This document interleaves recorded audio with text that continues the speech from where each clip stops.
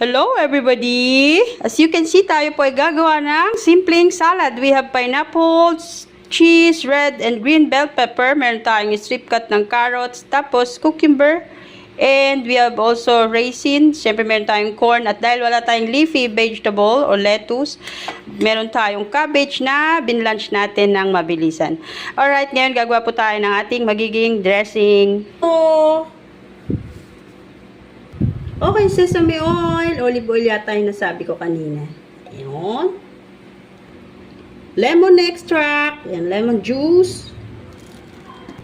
Tansya-tansya lang po tayo. Lagyan natin ng honey or sugar. Konting salt and pepper. At haluin lang natin yan para mag-blend ang mga spices. You know. And here, ready na ang ating salad. So, ibubuhos na natin ang ating ginawang dressing.